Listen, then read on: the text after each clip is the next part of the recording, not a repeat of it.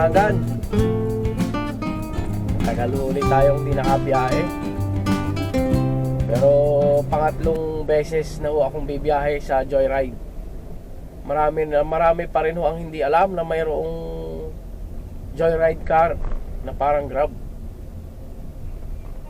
Ay lahat ho ay ating susubukan at in-applyan natin lahat. Siguro sa mga susunod na araw, ang susubukan naman natin ay Lalamove. Ang atin ng sasakyan na in-apply natin sa Lalamove. At nakapasok na, na-approve na ni Lalamove. Magaling ho yung maraming platform na sinasalihan. Kuha ho ng pag walang pasahero doon sa iba, ay di, halimbawa, Lalamove tayo. Pagka naman ayaw nating magbuhat-buhat dahil sa Lalamove ay may mga buhat eh. Kung ayaw naman nating mga magbuhat-buhat, ay di, pasahero tayo. Nakabukas na yung application natin sa Lalamove. Ay, Lalamove tuloy. Sa Joyride. Pero walang pumapasok na booking pa. Para din naman ho aring si Grab dini sa bandang hindi ako napapasukan ng booking sa bandang lugar ng Makati. Siguro pag malapit na ho ng bandang Mandaluyong may papasok na. May isang buwan din yata ho akong hindi nakapamasada dahil maraming nag-inquire sa ating negosyo, sa ating CCTV. Ay katulad ng mga dati kong sinasabi, hindi naman natin siya pwedeng pabayaan at sobrang laki ho lang naitulong sa akin ng business kong CCTV. Ang ginagawa ko ho ngayon, pag walang install ng CCTV, sakala ho ako namamasada. Hindi naman ho ako nagpo-full time. Medyo may edad na rin tayo, 48 na tayo. Pagdating ho ng July ay 49 na. Ay parang nararamdaman ko ang aking buto'y nalutong na rin. Kaya chill lang ho tayo. Basta makakuha lang ho ng panggas, panghulog ng sasakyan, ayos na ho yun. Ibiyaya ng malaki sa atin. Saka pala ako isang linggo sa Batangas noong Holy Week. Mababa ho ang bakasyon ay ang aking anak ay pagkagayon ay nagre-request yung siya ay sa Batangas naman ay di kami naroon. Pagkakabanas naman doon talaga sobra init. Ayan, may pumasok ng booking kaya laang ayan, kukunin natin sa Villas Corolado, Mandaluyong. Ibabalik natin dito sa Makati. Ang pamasahe ay 150. Si Grab ho, pwedeng gamitin ang Waze, pwedeng gamitin ang Google Map. Tapos may sarili siyang Grab Navigator o Grab Navigation. Si Joyride ay dalawa lang ho ang pamimilian, Google Map at saka Waze. Pero ang ginagamit ko ho ay Waze. Minsan ho ay ako ay pumick up ng pasahero doon sa may Greenwood Subdivision, sa may Pasig. Ang pasahero ho mismo nagsabi sa akin na Waze ang gamitin doon sa loob at naliligaw daw ho si Google doon sa loob ng Greenwoods. Kaya pala ako hindi ko agad siya nakita. Nandun ako sa street na yon, mali ang turo sa akin ni Google. Pinakanan ako, si pasahero pala o sa pakaliwa.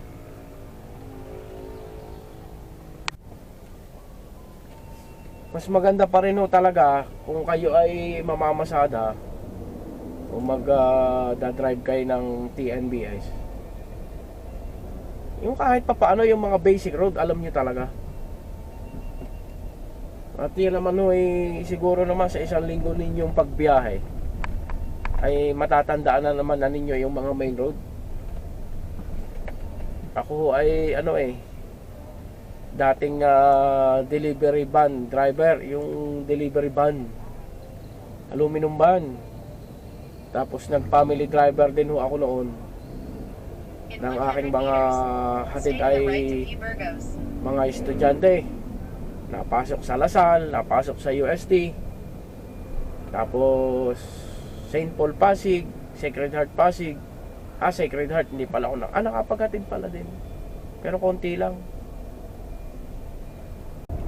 Nahatid na natin yung mga kahanggan yung isa.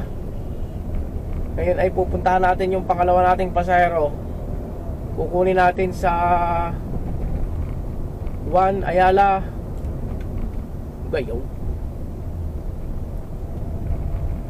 Juan Ayala Bus Terminal. Stay to the right. Then use the right lane. Lagi ko nakakalimutan yun. Lagi mo lang ko nakuha doon ng pasahero. Nakakatuwa mga kahanggan at maluwag ang karsada. Maingay lang si Waze.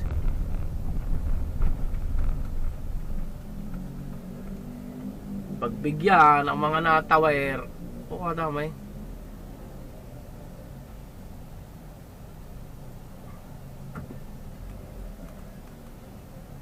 Ayun. Kung naubos din, kung inabot tayo nung sugor na rin tayo, harang guyam. Ay, Turn right on EDSA South inabot pala Service tayo Road. ng pagtawid ng mga iyo eh. Matay maya pa.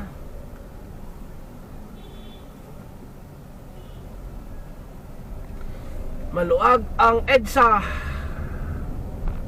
In 400 meters, Aray, marami na sasakyan pero aray maluag na. exit to EDSA South Service Road.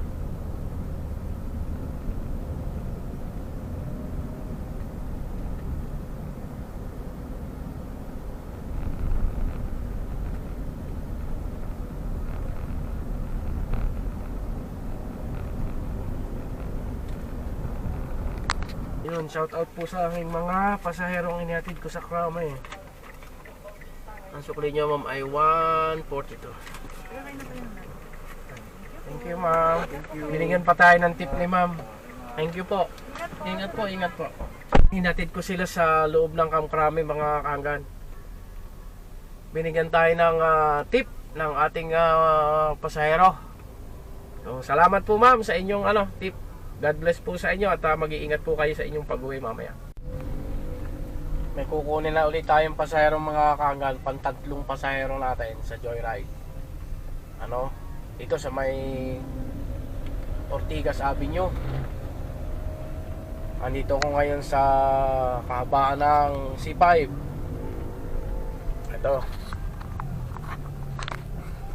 Ito po ay malapit na sa sa Rosario. Malapit na sa Rosario, Pasig. Kaya kunin muna natin. Exit right to Kinancel mga kahanggan yung pantatlo kong pasahero. Naandun na ako sa location. West Service Road. Biglang ikinancel. Ang bihira talaga din, Turn oh. right on E. Rodriguez Jr. Avenue. Bakit wala tayong magagawa, kasama yan sa hanap buhay. Nakuha na po natin yung ating pasahero. Medyo malayo ko kanina kay sir, nakakamba ko kay sir, baka i-cancel. Buti naman hindi ako i-cancel ni sir. Shout out kay sir. Pangalan mo sir? Ralph po. Shout out kay sir Ralph. Baho. Pagbukas sa komentara, mga kambaho.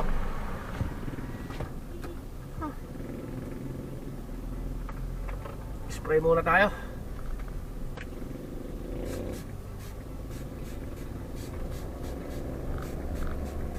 Baho doon sa tapat na yun. Pasok sa sentido eh. Tapos ngayon, talagang mabaho. Singawin. May kukunin tayo sa Mandaluyong. Naikot tayo dito sa Reliance. Tapos kakanan tayo. Sheridan pala po ito. Sheridan Street. Tapos kakaliwa tayo dito sa Pines. Nakahanap sana ako ng makakainat. Ako yung nagugutom lahat. Mag-alas 12 na ako. Wala akong baon. May nag-book naman na malapit. Kunin natin at sayang naman. Pumasok tayo mga kahanggan sa sa tunnel ng Mandaluyong Pasig.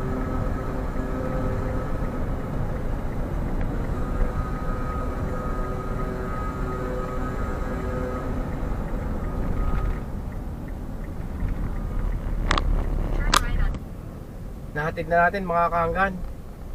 Yung dumaan ako dun sa sa tunnel, nagpahatid din sa F. Martinez Avenue sa Mandaluyong. Ngayon ay naandini ako sa kabaan ng Shaw Boulevard. Nakaka 1.6 na din ako sa ngayong araw na ito. Ang problema, 12:25 na, ako'y pasal na.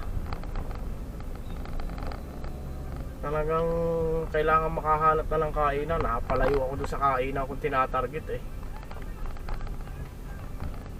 Di bale, nakakakain nga ng kahit anong oras.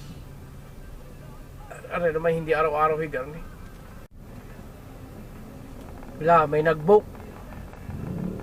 Ay sayang din ho, tapamasahe 331. Pick upin natin ito at ng pandagdag. Minsan lang kung mangyari ito ng ganitong oras ng alas 12, nakakakuha ko ng pasahero. Nakakain din mga kahanggan. 1:38. Nandito ako sa looban ng Cubao, pero papalabas na din po ako. Ngayon ay babaybay natin ang C5 Luis. Yung pagkakain natin ay may nakuha tayong pasahero sa SM Hypermart. Diniho sa may Tiendesitas, sa may C5 Ortigas. Pagkababa din sa may papunta sa may Napico, Manggahan, Pasig. May nag-book. Kaso ikot.